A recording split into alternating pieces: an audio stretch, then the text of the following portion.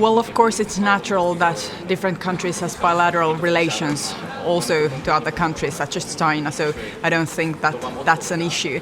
I'm waiting for the strategic discussion on China. I think it's a very important one. We should discuss more about European dependencies, especially when it comes to new technologies, knowledge, know-how.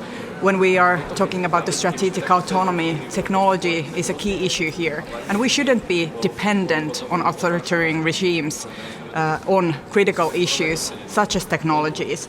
We are now seeing how problematic it is that we are so dependent on Russian energy and Russia is using energy as a weapon against Europe. So I think it's very important that we discuss China today, and I think that we should discuss it even further in the future and in more detailed way.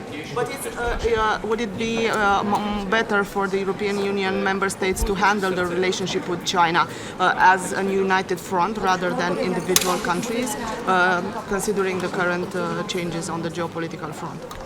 Well, of course, I think that the European Union and the 27 member countries should also discuss with China on different matters, but that doesn't mean that different countries can also have bilateral relations and discussions with China. I think that's very natural that countries is also discussing bilateral.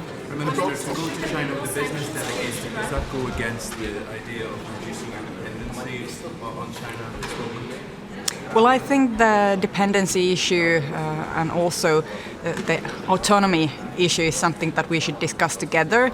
That doesn't mean that there cannot be any economic relations with China, but that means that we shouldn't be building that kind of strategic and critical dependencies on authoritarian countries. And I think technology is key here.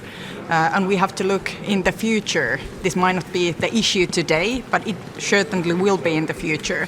It's not a wonder that the United States and China and also other countries is putting a lot of money to create new technologies. And I think Europe should do the same. We should be more stronger when it comes to know-how, knowledge of new technologies. We should also be able to produce all the key technologies that we would need in the future and work with other democratic countries also to build this kind of export routes together with United States, with Great Britain, with Japan, with South Korea, Australia, India, New Zealand, for example. So we should also have much more stronger democratic countries cooperation when it comes to these critical issues, just as technologies,